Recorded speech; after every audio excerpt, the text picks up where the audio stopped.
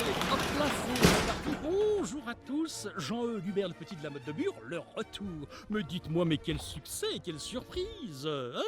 Je ne pensais pas que vous étiez si nombreux à être des fervents de la poésie, des amateurs du beau mot, hein? Incroyable. Non mais cette poésie hier, la poésie de Superman, vous vous rappelez, que j'ai mis en ligne le soir après être rentré chez moi, eh bien, en une demi-heure, figurez-vous que nous avons eu 14 likes, hein? 14 likes! C'est énorme, pour certains ça semblera peu, mais 14 likes, ça m'a beaucoup touché parce que c'est le nombre exact de mes enfants. Je me suis dit, je vais continuer à promouvoir la poésie écrite par des personnes en situation de handicap. Parce qu'il n'y a pas de raison qu'on ne mette pas en avant leurs travaux. Et j'ai cherché toute la nuit et je me rappelais l'écrit d'un scientifique hors norme, l'astrophysicien, mathématicien, malade assez rapidement, vous vous rappelez, si je vous fais un petit machin... le plus grand des génies.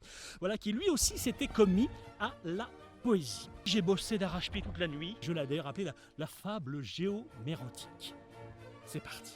Sous un fuseau de l'hémisphère, dans l'hexagone un point précis, se rencontrent sur une aire deux continues lignes de vie. Quand sous cet angle incidence, ces belles courbes régulières, moi je ne trouve d'équivalence qu'une envie perpendiculaire. Je la mate et elle tique. Je mets un point d'honneur et vite je lui explique que je veux son bonheur.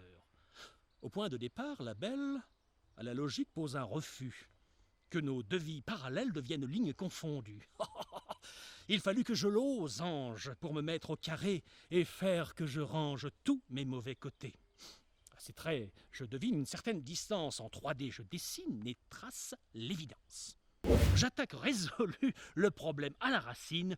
Je lui prouve convaincu qu'il faudra qu'elle s'incline. Je la retiens sur un point, elle commet une erreur. Nous avons en commun un dénominateur. Sur ces nouvelles données, l'exercice recommence. Elle trouve une face cachée, mais contrôle par prudence. Et puis, de long en large, la logique démontrée, elle écrit dans la marge ses coordonnées. Quand enfin l'on s'étale en position géométrique, à la base horizontale, les figures se compliquent. De degré en amplitude, elle arrive à la verticale et me met à l'étude de son équilatéral. Puis elle calcule de sa hauteur, quand tout converge vers un même point, l'angle d'attaque postérieur du cône sur l'axe avec grand soin. Je reste rigide et perplexe sur ses confiantes estimations, mais elle n'est pas le sel convexe et en connaît plus d'un rayon. J'ai les yeux qui s'exorbitent quand elle s'approche du sommet.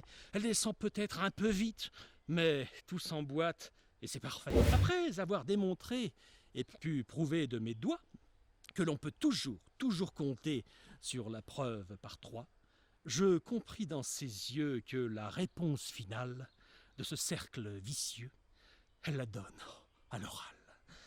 Et sur ce plan, je pose, dans un espace défini, les mesures qui s'imposent quand l'exercice finit. Voilà. Bon, serviteur, à la prochaine fois. Au revoir.